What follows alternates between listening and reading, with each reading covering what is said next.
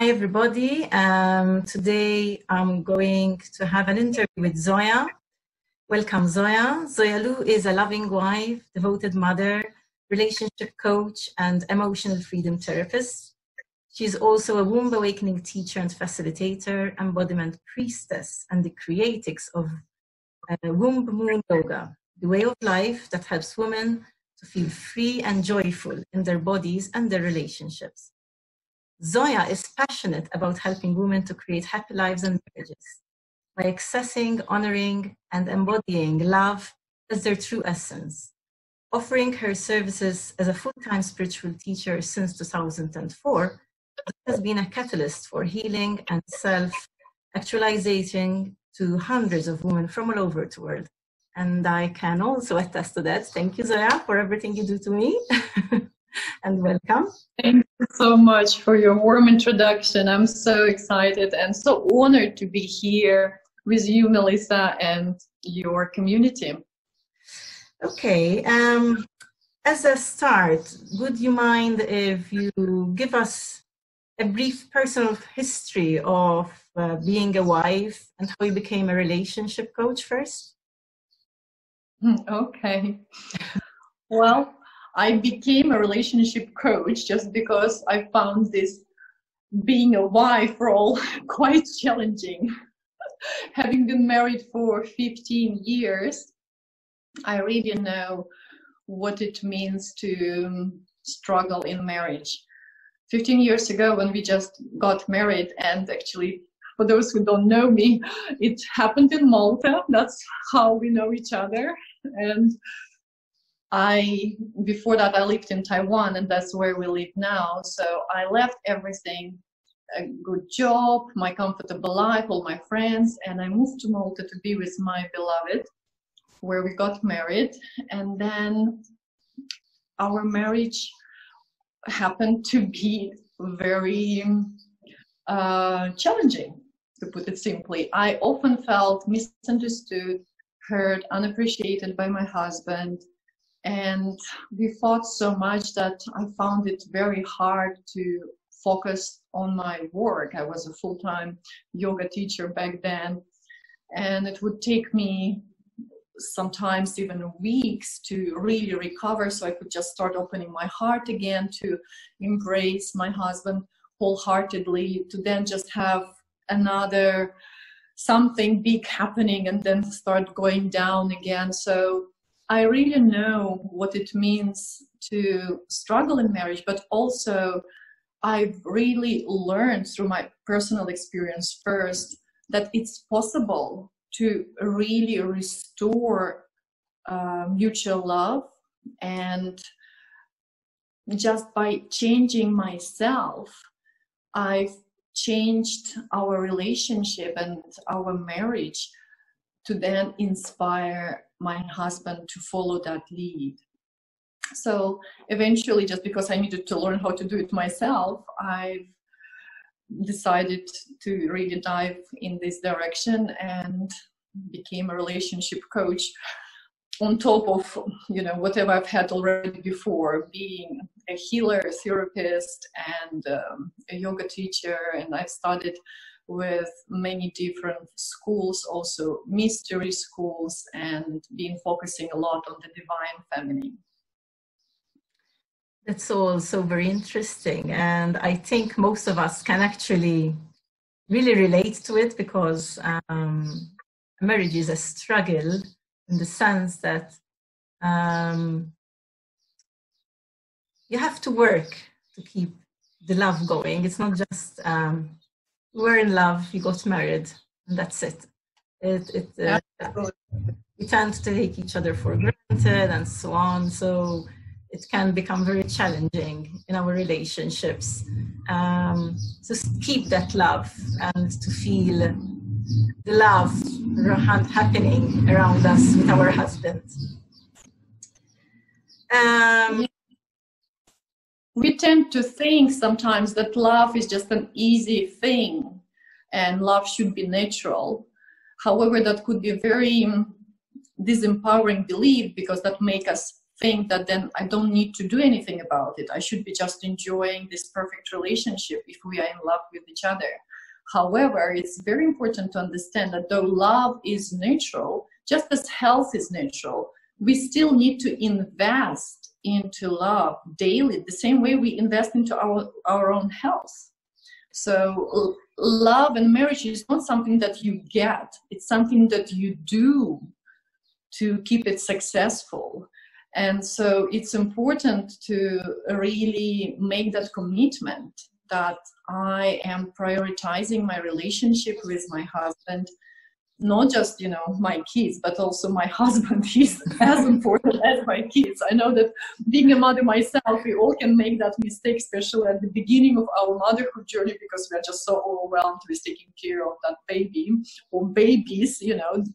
So it's important to have that very clear understanding that I am prioritizing my loving relationship and I'm willing to do something about it.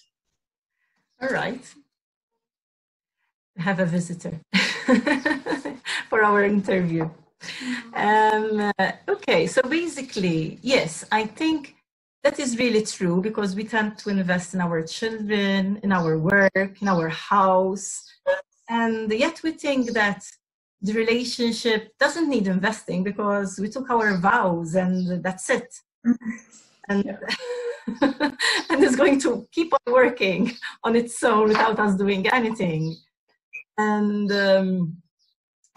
for my own experience, for example, there was a lot of bitterness, because I would be expecting, for example, my husband to clean the plates, to put a simple thing there. And just because the sink was full of plates, I expected him to know that they needed to be cleaned, and I want him to clean them without actually saying anything, and then I'd be annoyed that that didn't happen. Yes, that's often a case. We don't quite know that we are as responsible for those, whatever it is in your case, you know, not cleaned plates, as our husband, because if we haven't communicated this clearly, and also from the place of respect and love and compassion to whatever he could be going through, then it means that we haven't done our part of the job either. I can see some small hands touching Mommy's shoulder. Yes, because bow to you, mother of three. Yes, yeah, children are all the time coming and asking for my help. Unfortunately, it's a bit difficult to work from home, but we are managing.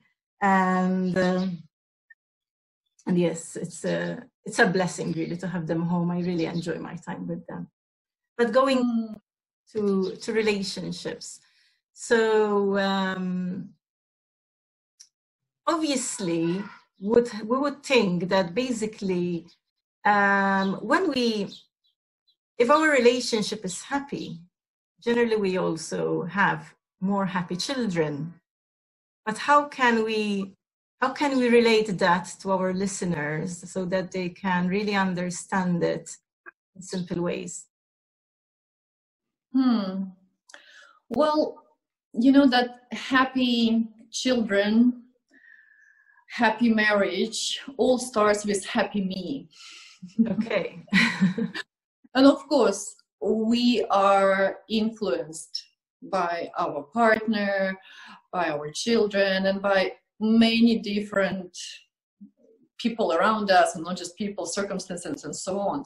So it's very important to develop a certain emotional sovereignty, that emotional intelligence, so we could rely on our emotional well-being even in the most difficult situations.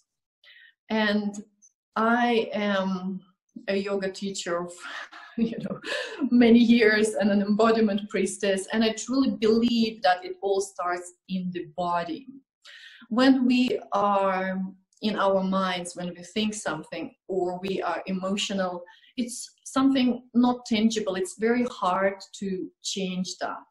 But if we bring this into the body, it becomes something physical. So any thought will cause an emotion, and any emotion will be somewhere in the body in the form and shape of a physical sensation. So sometimes one simple way of just finding yourself and your balance in the difficult situations, difficult moments, could be feeling into your body, feeling into your sensations, and even simpler way would be just feeling your own breath. Breathing is always here, it's natural, it's always available, and it's the true bridge between our mind and emotions and our body. So I always suggest for everyone who comes to me for any practical tip to learn how to breathe in a healthy way, because that's going to improve physical health, emotional health, and of course then our relationship with our husband or our children. So I'm going to offer a free gift to all listeners, and a part of it is some recorded practices, and among them are breathing practices. So by learning how to breathe in a healthy way, we will help our nervous system to readjust itself. Will be, if we are feeling triggered, most probably we feel maybe anger or anxiety or whatever other strong emotions, then we are in that fight, flight, or freeze mode, and we want to switch that. We want to self-regulate, and breathing would be really a very simple but very, very effective tool we could all use. I'm not going to go into all the details just because your listeners will receive that clear guidance, but I want to emphasize that whenever you think about happy children, think about happy mama first. When mama is happy, children will be happy, and of course then also your husband will be happy. Yes. It's important to step out of that place of victimhood where we feel that unless he changes, unless children a particular way or something happens, I can't be happy. Happiness is a choice, and you could always start with yourself, and just that simple 5-minute breathing pause, or even if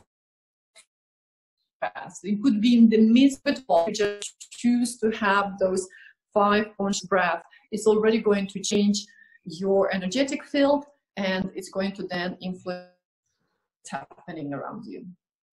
Yes, in fact, throughout my parenting journey, I've always seen that if I wake up in a bad mood, then my kids are more likely to misbehave because they are feeling my negative emotions, and they really catch on that. So that when my husband comes home from work, he's usually just as annoyed as when he sees everyone, all of us annoyed. So yes, I truly believe that a happy mother makes for a happy family. and yes, it is very interesting because we also tend to think that as mothers, we tend to put ourselves last on the list of importance. And I've learned nowadays that I should be the first one in the list rather than the last one.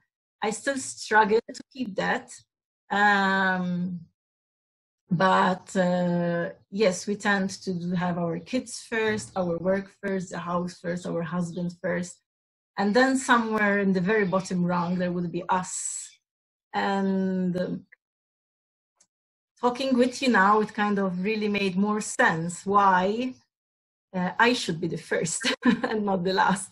Because at the end of the day, if I am taking care of my needs, then I am more able to care for the rest of the family's needs. Is that correct? Absolutely. You know, we all learn that when we are taking a flight, we need to put an oxygen mask on ourselves first before we help our child. It's just exactly the same reasoning, right? You want to make sure that you are filled up with energy, with love, so you are able to be empathetic and compassionate towards your family members. But we forget about ourselves. We think that we need to give, and we just run on empty, and then we are not able to give, and we feel even worse. So start with yourself, put your oxygen mask first, make sure that you are thriving truly, and then your family will be thriving too. And apart for the reading exercises, is there something, another easy tip which maybe our audience can take as something which they can use on a daily basis? I know reading is really, I think, one of the best tools really to have. But I also know that there are some parents who kind of reading doesn't really quite cut it, and they need something a bit more. Sometimes I myself, I can read as much as I want, but if I'm in that mood, it just won't help, and I need something else. So is there anything else which you can maybe suggest as well? Oh yeah, we could do to really find that harmony within. And unfortunately, there is no quite fixed kind of exercises where you do it and it's all good. So it could be a learned term self-care rather than a particular thing you do when you are already feeling angry or anxious or whatever else. And we really need to work with our emotions. Again, I emphasize that emotional well-being as priority number one. You know, emotions are directly connected to our bodies. So every emotion is like energy in motion. So whenever we feel anger, for example, you want to start feeling where it's in my body. Where exactly it resides, what do I feel? It could be maybe tension in my shoulders, maybe I feel like I cannot take a deep breath, my chest is constricted, maybe it's pressure in my head, like I'm almost having a headache. So rather than trying to repress that emotion, we want to learn how to suppress it in that moment. Because say if you are feeling that anger towards your child or even towards your partner, you know, our partners need to be treated the same way. We sometimes think that because they're grown-ups they can take everything, but no. When we are lashing out on our husbands, they also suffer as much as our children, and it creates that disconnect, and then really takes time to start building that trust again and rebuilding love. So say with anger, it's important to first learn how to actually suppress it in that moment. But you only should do that if you promise yourself that later on you'll find a safe time and space where you could actually process that strong emotion. Every emotion has a particular reason for it, and if there is, say, anger, there is some need which is not being fulfilled. But before you're able to find what that need is, you really need to process the emotions that have been accumulated. And if you have very strong reaction, like if you feel triggered in particular situations again and again, it just shows that you've already accumulated a lot of that pent-up emotional energy, which could be, you know, accumulating from as long as your childhood. And it means that you really need to address that again when you're on your own, not in front of other people shouting at them. That's not going to help. Then you're going to feel even worse afterwards. That guilt and shame and all of that will come. So you want to create safe space and you want to process it in this very embodied way, and then you will come to the point where you could see what's behind that anger, what's the need. And again, a part of the gift that I'm offering to the listeners is going to be a video training, which includes a 5-step method of anger processing. And that same method could be used for any difficult emotions. So I feel that investing into this will be really helpful in then being less triggered by whatever could be happening and much more at peace with yourself and in harmony with other members of your family. Thank you. And that is very interesting, because we tend to look at self-care most of the time as, I don't know, going to the hairdresser, going to a spa, having a day out with the girls. And really self-care is much more than this.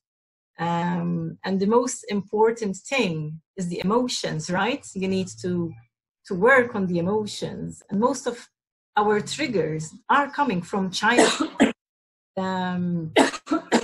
It's not like the emotions come in the moment.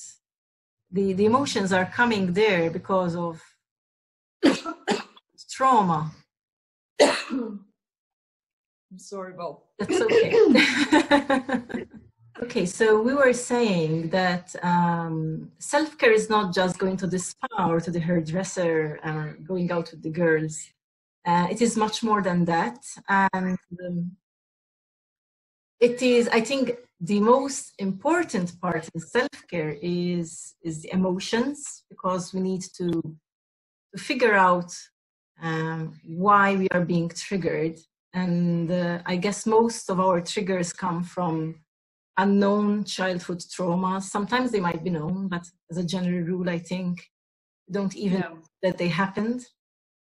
Can you maybe expand a bit more on that area of self-care? Well, yeah, you are so right about saying that, self-care has not necessarily much to do with just beauty part or just relaxation. It's truly caring for what's deep inside of you. And if you've been feeling quite emotional, that means that that's something you need to address. And that's a huge part of your self-care routine, at least it should be. And it's not something that you could just do once and forget about it. It's been said that 90% of our behavior is being guided by our subconscious mind. So only 10% we do consciously. The rest is truly a mystery. And in order to be a little bit more predictable and a little bit more stable, and therefore, creating that happy atmosphere for our children, for our husband, we want to make sure that we know ourselves better. So self-care for me is a lot about learning about myself, learning about what I love, what triggers me, how I can find peace in quick, effective ways. That's true self-care. Okay, and something that came to my mind just now, because we are saying how self-care and caring for our needs are connected with being happy with our family, with our partner. And how you didn't also mention in the beginning how you changing yourself helped your partner to change. When, as a general rule, we tend to nag our partner to try and change. Which is so inefficient. we completely think that if we nag enough, they will change. But obviously it's not working. And so we really need to invest in in ourselves so that they actually change. How exactly does it work? Why would they change just because they've seen us change? I don't know. Mm-hmm. I'm making it a bit complicated for you. No, not at all. It's a very good question, really. You know, in psychology, we have what's called systems theory, and it's super simple. It just says that if an element in a system changes, then the other elements react to that change. Okay. So when you are in a relationship with anyone, but especially with your husband, just because, you know, you are also in sexual union, you are exchanging energies all the time. And imagine if I am today grumpy and angry and anxious, how my husband is going to feel. And then imagine if I am today feeling like this beautiful embodiment of love, so joyful, so compassionate. If I feel really happy with myself, how my husband is going to feel. I mean, it truly is that simple. And why we usually tend to think that he needs to change in order for us to be happy is truly coming from our ego. Ego wants to be right. And if I'm right, then he is wrong. Someone needs to be wrong from ego's perspective. And we're playing this game of right and wrong. And we're trying to prove with all our energy that I am right, just because we think that if I'm right, then I am worthy of love. So we really desire that love, but what we do by this, I am right, therefore you are wrong, we're pushing that love away. So a very important mindset shift here is to understand that even if he doesn't change, at least he doesn't do anything active, like, you know, he's not consciously changing. You can still improve your marriage. You can totally do that. And you need to feel into your resistance. Like, there could be this ego saying, why me? Why is it always me? Why he can't change, right? I know how it feels. Trust me. Yes, I know that feeling as well. It's been there for so long. Why is it always me? You have to take the changes. Yeah, and we have that resistance too. There could be many reasons. One simple reason could be that we have never been accepted unconditionally and fully since our childhood. And, you know, we want that unconditional acceptance. Like, even if I'm like this, I want you to love me anyway. And most of the time, of course, he's also just a fallible human. And if I am angry, grumpy, and unhappy, he will feel the same way because he's not a saint either, right? So that would be one reason. Another reason, let me see. Again, it could be just that ego thing that I am, so there is no way I'm changing, because that will show that I am losing, that I am wrong. So I feel that truly is the biggest part of it. Just yes, because it's a society thing. That if you are better than me, they are worse than you, and nobody wants to be the worst. So we try to tend and be the best, because society wants us to be the best. And once I read this book, I can't remember the name, and it was directed to females actually, and how we lose our power. Because how was it? How the world views that men are better than women, and then we lose our power because we go into it. We kind of let them take that power from us, and how it brings in more resentment. And in a way, it is true. There is that element of somebody has to be more powerful than you. So there is like rungs in the ladder where I am better than the children. The children, they will take it in order according to their ages, who is better than who.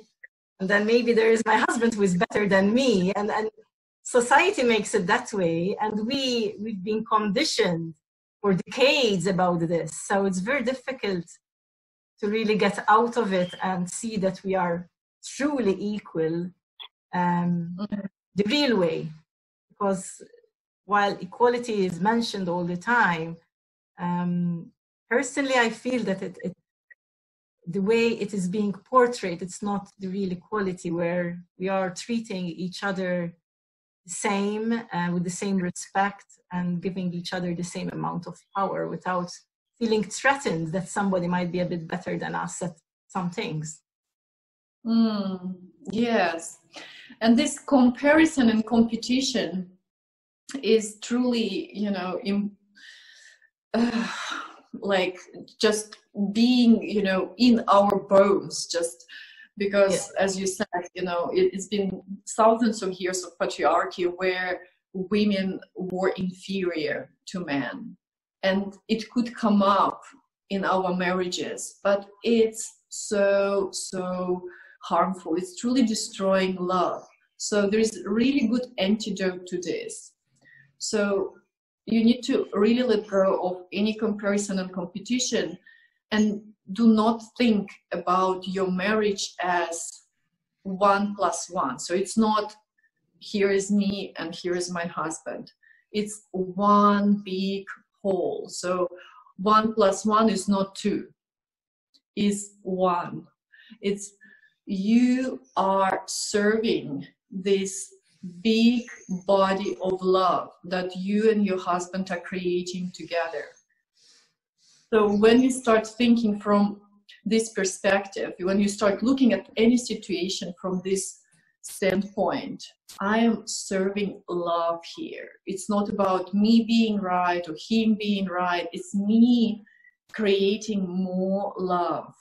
Then your life is going to change completely. And of course, we need to be reminded about this. It sounds great as a theory, but we're just so used to do that same action, to have those same thoughts. So we need to very consciously start creating what I call mindset shifts. Mindset is just a set of beliefs that make us think habitually and act in particular ways. So we have that particular attitude. And it's like walking a path in the woods. If you walk that same path again and again, it becomes just so familiar that you keep walking it, even it takes you in a completely different direction. Like love is here and you keep walking in this way just because it's familiar. But if you need to go here, it's going to be much more difficult. And if you persist and you continue walking, eventually it will become a path too. And that other one will get overgrown, and this one will be completely free for you to travel, and you can reach that love. So it's, again, it's science. Though I'm really so much into, you know, mysteries of the divine feminine and yoga and all of that, I really like to find scientific proof for all these practices. And neuroscience tells us that we can change our brains. So that's exactly what we need to do. We need new neural pathway. And once they become clear, then we'll start more habitually reacting to things, or, you know, acting in a particular way. So instead of thinking that he shouldn't be this way, that's not right, that's wrong, you want to start thinking, how can I create more love? How can I serve us? So there is no me and him, there is we or us. And obviously, sorry, it is obviously not easy to do. It's not an easy path, of course. But it is possible. It just takes a lot of practice and a lot of commitment. I think one of the reasons that possibly we never get the results we want, is that we will want quick results. Not quite give it all the commitment. We just want it to happen. But I want you also not to get overwhelmed with, you know, how huge that mission is, because what counts is that first step. And there's always one first step. You might not see the end of the road. You might not see how you arrive there, but you can always see your first step. And the first step in this kind of situation, when we speak about mindset shifts, is just become aware of your thoughts. Are your thoughts helpful or unhelpful? And if you find yourself thinking that he is wrong, he shouldn't be doing this, or he should be doing that, you are controlling, you are not coming from love, but you're coming out of fear and control, which is completely opposite to love. And of course, it hurts, because then, oh, I am wrong. It's not you who is wrong, I am wrong, right? And we go into judgment towards ourselves. So again, please don't judge your judge. What you want to do is to just accept that that's how the things are at the moment. That's how I am. That's how he is. But know that you can change it. You are not a victim of this situation. And you don't want to be in the marriage just because you have children together. You want to be in the marriage because it makes everyone happy. Absolutely.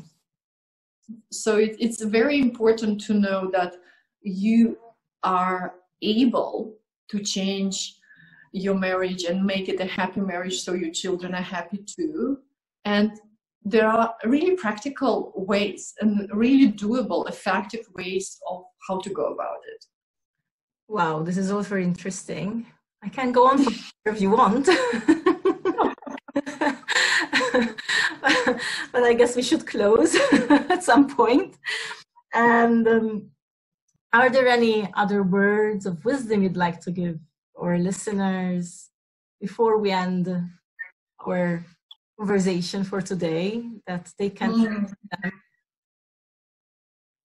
Yeah, you know what I really want to mention, maybe we should have done this at the very beginning, that when I about marriage or relationship, I only address the relationships where truly still there is some love. Of course, it could be very challenging. You might feel lots of hurt and accumulated emotions and so on.